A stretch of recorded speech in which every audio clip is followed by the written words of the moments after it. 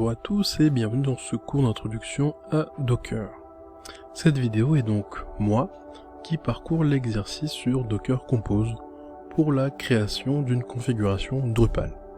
Je suis donc dans le répertoire où je suis censé créer un fichier Docker Compose. Je vais passer à Visual Studio. C'est donc un fichier vierge que je pouvais appeler comme je le voulais. Mais la façon la plus simple d'utiliser Docker Compose est simplement d'appeler le fichier docker-compose.yaml. Cela doit être la version 2.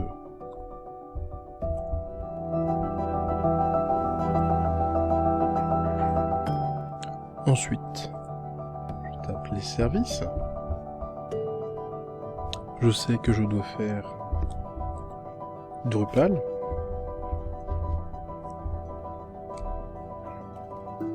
Ensuite, je sais que je dois utiliser une image.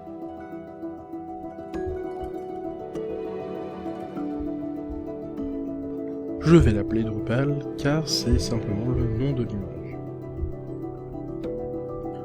Ensuite, je sais que je dois utiliser les ports 80-80 sur 80.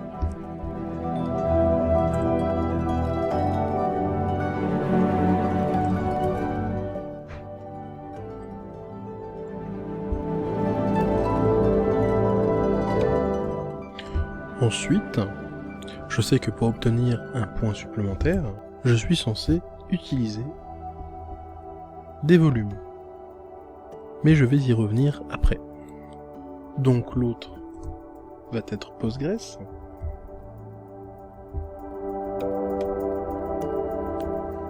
Et puis l'image.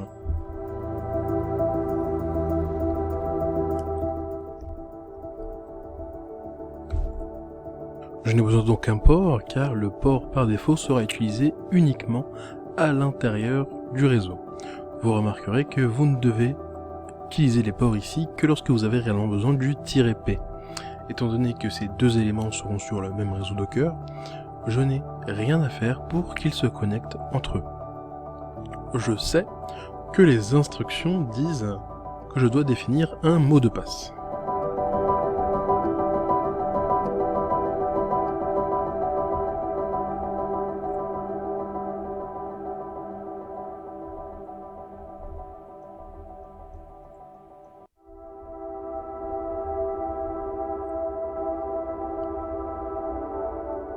Je vais juste y mettre quelque chose de facile pour l'instant. Il nous reste maintenant les volumes. Voyons donc sur Docker Hub. Si nous descendons, et du côté des volumes, ils ont quelques exemples ici. Je pourrais simplement les copier. Je vais donc simplement les copier tous les 4.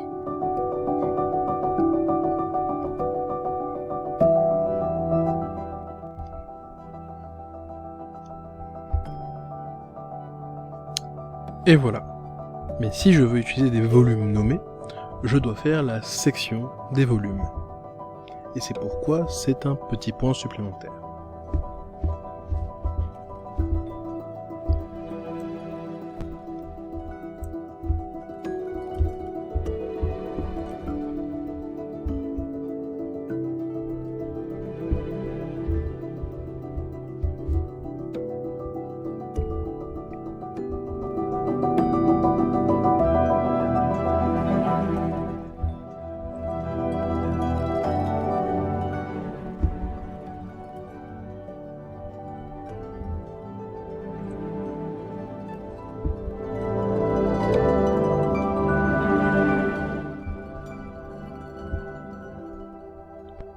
Je peux les marquer de cette manière sans rien d'autre. D'accord, je peux maintenant l'enregistrer. Si je retourne sur PowerShell, essayons docker-compose up.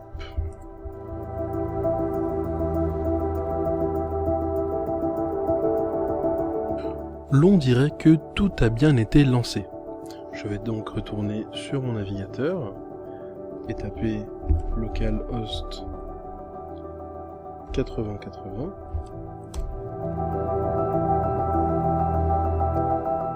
Et nous y voilà. Je vais passer à la configuration très rapidement. Standard. C'est Postgres. Postgres. Et mon mot de passe. My password. Ici on va dans les options avancées. Ici encore une fois Postgres. Enregistrer et continuer. Je peux voir tous les logs en arrière-plan. Et ça marche. Il nous reste quelques informations basiques à transmettre. Alors le nom du site, nous allons l'appeler code. Adresse. Et c'est terminé. Je peux enregistrer.